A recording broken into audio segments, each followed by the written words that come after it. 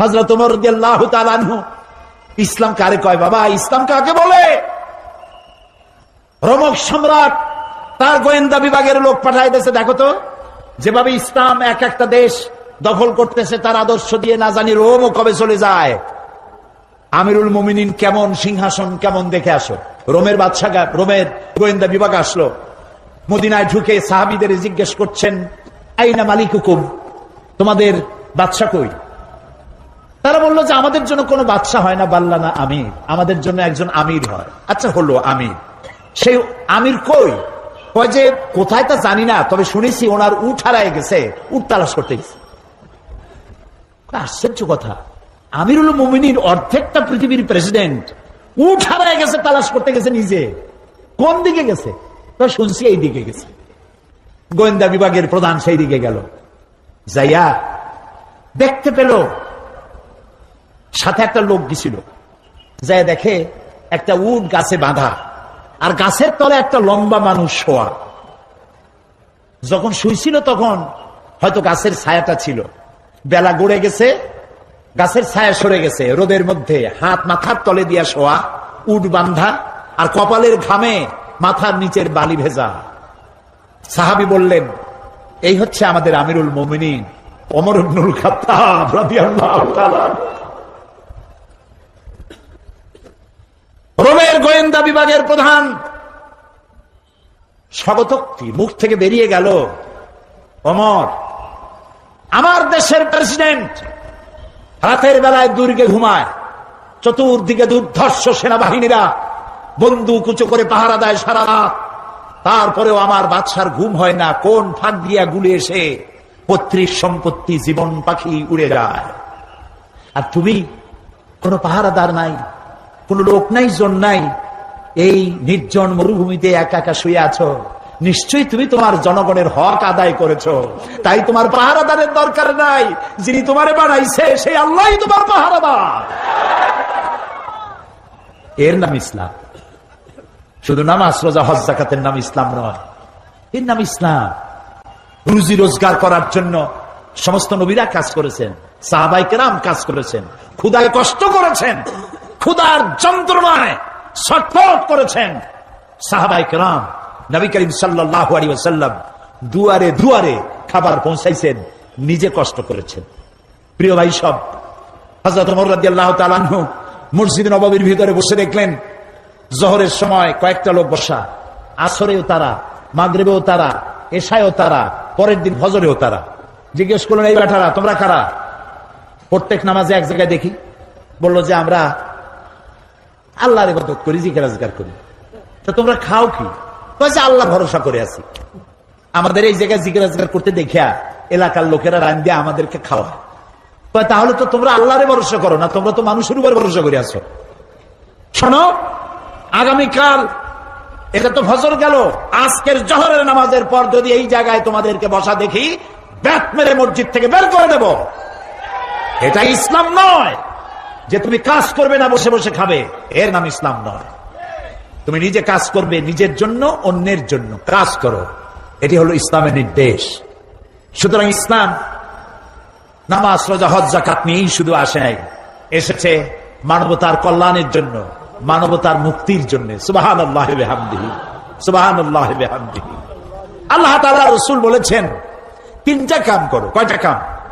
তিনটা কাম করো। আফশুস সালাম ওয়া আতইমুত তুআম ওয়া সাল্লু ওয়ান নাসু নিয়াম তাদখুলুল জান্নাতা বিসসালাম। সুবহানাল্লাহ। আফশুস সালাম, সালামের প্রচলন করো, খালি সালাম দাও। কালকে বলছিলাম না, মনে আছে? এই যে দেখা হইলো আসসালামু আলাইকুম, রাস্তায় দেখা হবে আসসালামু আলাইকুম। হযরতে আব্দুল্লাহ বিন ওমর রাদিয়াল্লাহু তাআলা আনহুমা গণ গণ বাজারে যাইতেন। একজন সাহাবী তার জিজ্ঞেস করেন, আচ্ছা আপনি কি রাসূলের ওই হাদিস শোনেন নাই? বলি কোন হাদিস? যে রাসূলুল্লাহ বলেছেন সবথেকে উৎকৃষ্ট জায়গা কোনটা? বলেন। নিকৃষ্ট জায়গা বাজার। এই হাদিস জানেন না? বলে হ্যাঁ জানি। তো বারবার বাজারে আসেন কেন? আমি গণ গণ বাজারে আসি, ওই হাদিস আমি জানি, কিন্তু আমি আসি অন্য কারণে। এখানে বেশি মানুষের জায়গাতে দেখা হয় আর গণ গণ সালাম দেই, আমার সওয়াব হয় বেশি। আহারে মুসলমান, একজন আরেকজনের সাথে দেখা হবে, আসসালামু আলাইকুম ওয়া রাহমাতুল্লাহ, বিনা পয়সায় দোয়া। আরেকজন কবি ওয়ালাইকুম আসসালাম ওয়া রাহমাতুল্লাহি ওয়া বারাকাতুহু ওয়া মাগফিরাতুহু ওয়া রিদওয়ানুহু ওয়া জান্নাতুহু। সুবহানাল্লাহ। যত বেশি শব্দ প্রয়োগ করবেন ততই 10-10 করে নেকি হইতে থাকবে। এরপরে হাত মিলাবেন। অনেকে হাত খালি ছোঁয় আঙ্গুলের মাথা, কেউ একটু দেয়, কেউ সবটা দেয়, কেউ সবটা দিয়ে ধরিয়া এরকম ঝাঁকায়। ওর চিন্তা যত ছাকি তত নেকি। এটা একটা বাজে কথা। প্রিয় ভাই সব, রাসূলুল্লাহ বলছেন সালাম দাও, বেশি করে সালাম দাও। ওয়া আত'ইমুত তাআম, আর মানুষকে খাইতে দাও।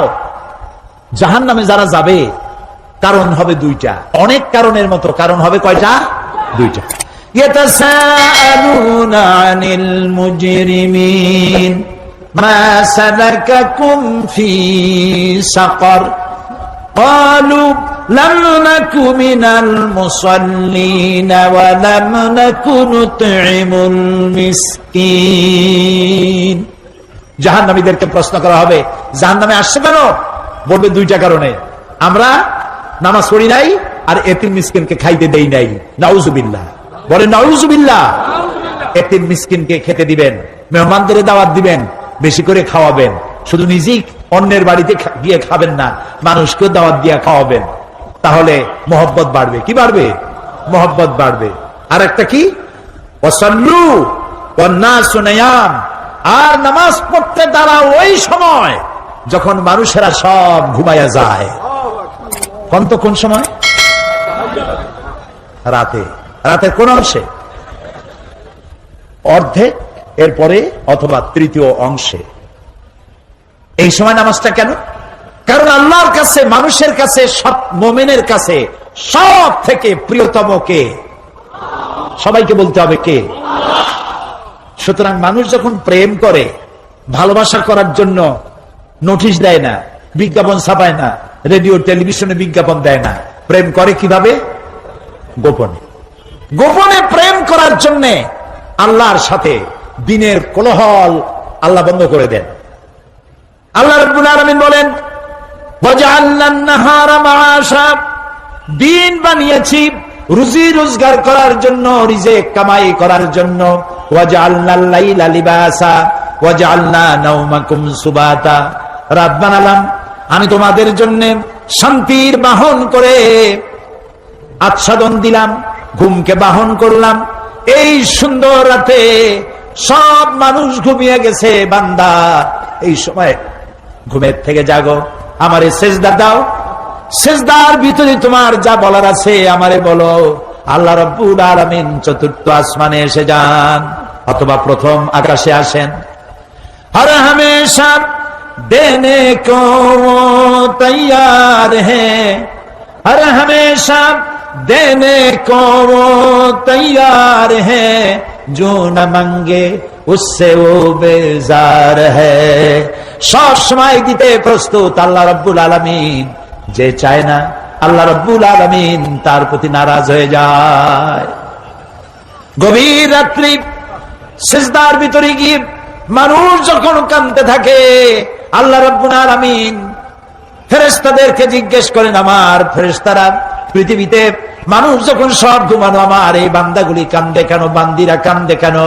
ফেরেশতারা বলে, রব্বুল আলামিন ওরা গুনাহ করেছে, তোমার কাছে মাপ চায়, জাহান্নাম থেকে মুক্তি চায়। আল্লাহ প্রশ্ন করেন, ওরা আমার জাহান্নাম দেখেছে নাকি, আমারে দেখেছে নাকি, বেহেশত দেখেছে নাকি? তারা বলবে না, দেখে নাই। রব্বুল আলামিন বলেন, ও আমার ফেরেশতারা, আমার এই বান্দাগুলি আমারে দেখে নাই, ফেরেশতা দেখে নাই, জাহান্নাম দেখে নাই, হাসর নসর কিছুই দেখে নাই।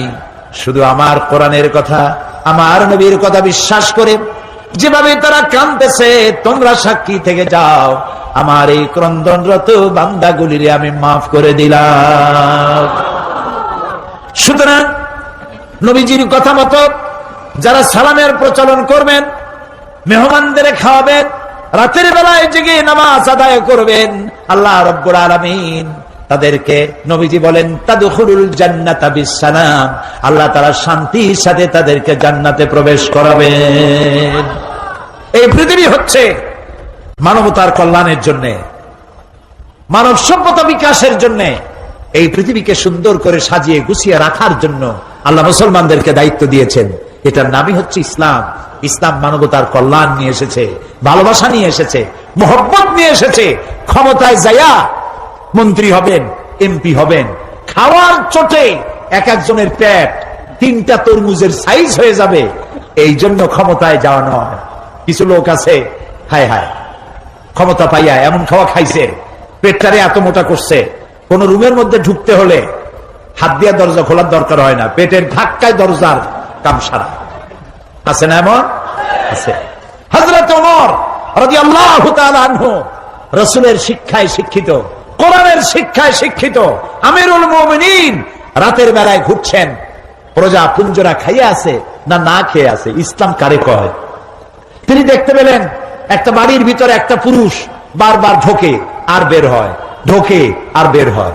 গভীর রাত, গিয়ে প্রশ্ন করলেন, আই মিয়া, তুমি এই বাড়ির মধ্যে বারবার ঢোকে আর বাইর হও কেন? তুমি কেডা? কয় যে পথিক, আমি তো এই বাড়ির মালিক, তাই বারবার ভেতরে ঢোকে আর বাইর হও কেন? বলছে পথিক, সে চেনে নাই আমিরুল মুমিনিনকে। বলছে, আমার মতো বিপদে জীবনে কেউ পড়ে না। বলে কিরকম? আমার ঘরে আমার বউ আসন্ন প্রসবা, এখনই বাচ্চা হবে, আমার ঘরে কোনো পুরুষও নাই, আমি ছাড়া কোন মেয়ে লোকও নাই, আর আমি এই বিষয় সম্পূর্ণ অনভিজ্ঞ, কিছুই জানি না। আমার স্ত্রীর কষ্ট, আমার জীবন বেরিয়ে যাচ্ছে, আমি কোনো সাহায্য করতে পারছি না। হযরত ওমর রাদিয়াল্লাহু তাআলা আনহু বলছেন, অপেক্ষা করো, দেখি আমি তোমার কোনো সাহায্য করতে পারি কিনা। গোটা পৃথিবীর অর্ধেকটা পৃথিবীর প্রেসিডেন্ট, খলিফাতুল মুসলিমিন, আমিরুল মুমিনিন দৌড় দিলেন। কিছুক্ষণ পরে একটি মেয়ে লোক নিয়ে আসলেন, বাড়িওয়ালাকে বললেন, এখানে দাঁড়াও। মেয়ে লোকটিকে ভিতরে ঢুকাই দিলেন। কিছুক্ষণ পরে সেই মেয়ে লোক এসে আমিরুল মুমিনিনকে ডেকে বললেন, আমিরুল মুমিনিন, এই বাড়ির মালিককে বলেন আল্লাহ তাকে একটি পুত্র সন্তান দান করেছেন, পুত্রটিও সুস্থ, তার মাও সুস্থ। বাড়িওয়ালা তো আমিরুল মুমিনিন নাম শুনিয়া পায়ের তলা থেকে মাটি খসে গেছে। হযরত ওমর আমার জন্য কষ্ট করছে, দৌড়াইছে, কি আশ্চর্য, আমার তো বেয়াদবি হয়ে গেছে। তিনি করজোড়ে ক্ষমা চাইলেন, আমিরুল মুমিনিন, আল্লাহর রাস্তায় আমারে মাফ করে দেন, আপনি আমারে কষ্ট দিছি, আমি আপনাকে কষ্ট দিয়েছি, আমাকে ক্ষমা করুন। আর এই যে মেয়ে লোকটারে নার্স নিয়ে আসছেন, সেবিকা, কিছু টাকা আপনি তাকে দিয়ে দেবেন, এই টাকাগুলো আপনি নেন। হযরত ওমর বলেন, ও আল্লাহর বান্দা, আমার কাছে ক্ষমা চাইও না, আমার কাছে ক্ষমা চাওয়া উল্টা হবে, কারণ তুমি আমার এলাকার ভিতরে বসবাস করো, তোমার এই কষ্টের কথা তুমি জানাবার আগে আমি নিজেই জেনে যে খেদমত দিতে পারি নাই, এজন্য কিয়ামতের দিন ওমরকে আল্লাহর দরবারে তুমি আসামি বানাইও না। আর যে মেয়ে লোকটিকে টাকা দিতে চাও, ওই মেয়ে লোকটি কোন পেশাদার নার্স নয়, সেবিকা নয়, যেই মেয়ে লোকটি দিয়ে আমি তোমার স্ত্রীর খেদমত করালাম, ওই মেয়ে লোকটি আমার স্ত্রী। সুবহানাল্লাহ, এর নাম ইসলাম, এর নাম ইসলাম। শুধু নামাজ রোজা হজ যাকাতের জন্য নয়, নামাজ রোজা কম্পালসারি ডিউটি, দাড়ি রাখা মুসলমানের আলামত, মেসওয়াক করা, সুরমা লাগানো, লম্বা জামা গায়ে দেওয়া, এগুলি ইউনিফর্ম। কিন্তু মূল স্পিরিট, আসল জিনিসটা হারাই ফেলেছি, খোলস হারাই ফেলেছি, মূল জিনিস হারাইয়া খোলস ধরে আছি। হ্যাঁ, পাগড়ি আমার দরকার, এটা আমার শিয়ার, আমার পাগড়ি প্রয়োজন, আমার টুপি প্রয়োজন, আমার দাড়ি প্রয়োজন, আমার লম্বা জামা প্রয়োজন, আমার তসবিহ প্রয়োজন, কিন্তু সব থেকে বড় প্রয়োজন ছিল মানব প্রেম।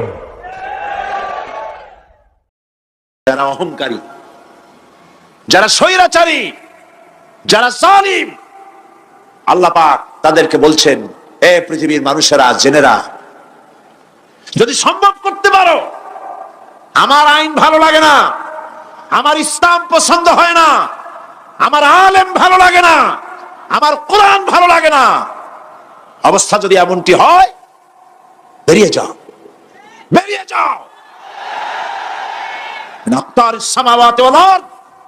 আমার সার্বভৌমত্বের ভেতর থেকে, আকাশের নিচের থেকে, জমিনের উপর থেকে বেরিয়ে যা। ফানফুজু লা তানফুজু ইল্লা বিসুলতান। কোথায় যাবে? পালাবার জায়গা নাই, বেরোতে পারবে না, আকাশ আর জমিন দিয়ে প্যাকেট করে রেখেছি, পালাবার জায়গা নাই। কোথায় যাইবা? জুলুমের হাত যত আছে করতে থাকো, আর আল্লাহ রাব্বুল আলামিন দেখতেছেন। সুতরাং ইমানদার ব্যক্তি, তার মধ্যে বিনয় আসে, বিনম্র হয়।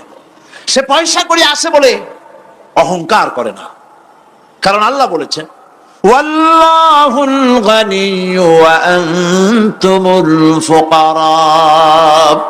আল্লাহ সাফ বলে দিয়েছেন আল্লাহই হচ্ছেন কারো মুখাপেক্ষী নন, সম্পদশালী। আল্লাহর কোন সম্পদের অভাব নাই। ওয়া আনতুমুল ফুকারা, দুনিয়ায় তোমরা যা বাস করো সব ফকিরের গোষ্ঠী, কিছু নাই তোমাদের।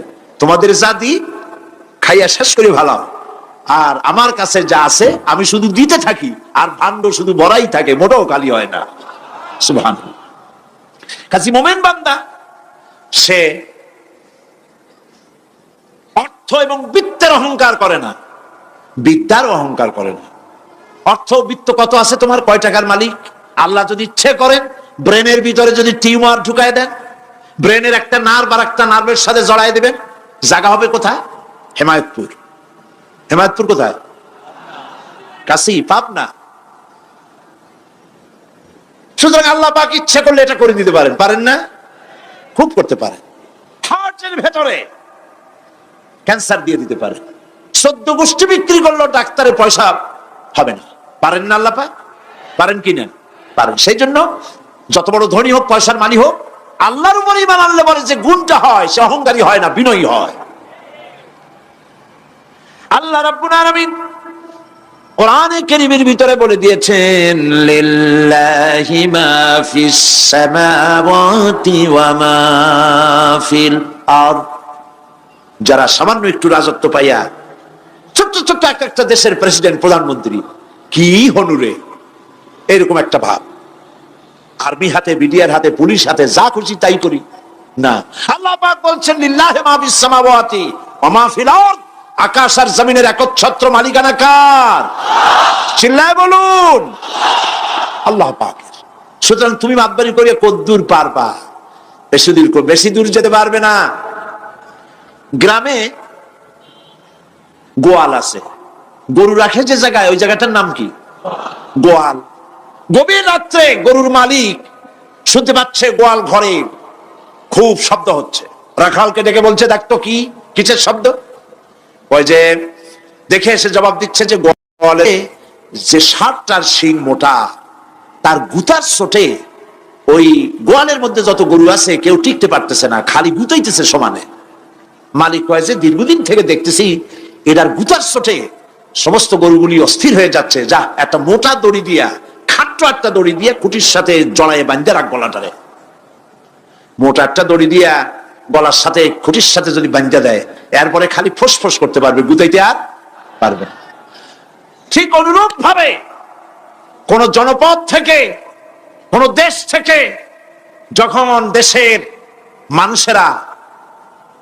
যখন দেশের নিরস্ত্র মানুষেরা, গরিব মানুষেরা যখন আল্লাহর দরবারে গভীর রাত্রে ফরিয়াদ তোলে, আল্লাহ জুলুমে অত্যাচারে জর্জরিত হয়ে গেলাম, মার খেতে খেতে শেষ হয়ে গেলাম, অত্যাচারিত হচ্ছি, চিৎকার মারতে থাকে, আল্লাহ পাক তখন তার নজর দিয়ে দেখেন। আল্লাহ তো দেখতেই থাকেন সব সময়ের জন্য। আল্লাহ পাক কার কারণে এগুলি হচ্ছে আল্লাহ পাক টের পান। শিং কারো কারো মোটা হয়েছে, আজরাইলকে পাঠায় দেন, যাও খাটো দড়ি দিয়ে বাঁধে থো। খাটো দড়ি কোনটা বুঝছেন? 3 হাত। 3 হাত কবর কোনটা? খাটো দড়ি দিয়ে বাঁধে থো।